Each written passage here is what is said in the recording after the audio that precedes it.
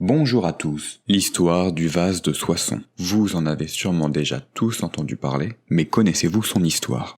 C'est vers l'an 486, soit 10 ans après la chute de l'Empire romain, que Clovis, roi des Francs saliens, rentra en guerre contre Siagius, alors général gallo-romain régnant au nord de la Gaule. Les Francs en ressortiront vainqueurs. Clovis, encore païen en cette période, pilla avec son armée plusieurs églises. C'est ainsi que fut dérobé le vase de Soissons. L'évêque de Reims, Saint Rémy, demanda la restitution du vase à Clovis. Contre toute attente, il l'accepta.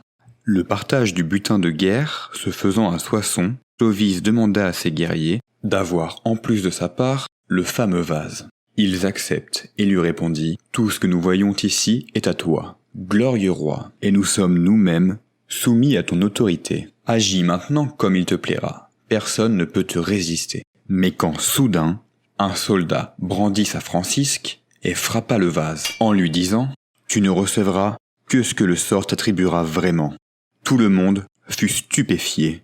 Mais Clovis ne fit rien. Il gardera sa blessure cachée dans son cœur. Le vase fut rendu à l'évêque, abîmé. Un an plus tard, il convoqua son armée au champ de Mars. En passant son armée en revue, il tomba sur celui qui avait frappé le vase, et lui dit « Personne n'a apporté d'armes aussi mal tenues que les tiennes. Ni ton javelot, ni ton épée, ni ta hache ne valent rien. » Le roi lui prit sa hache et la jeta par terre. Le guerrier se baissa pour la ramasser, mais Clovis leva sa francisque et lui planta dans la tête, et lui dit « Ainsi as-tu traité le vase de Soissons. » Le guerrier mourra sur le coup. C'est ainsi que l'histoire du vase de Soissons fut racontée par Édouard de Tours.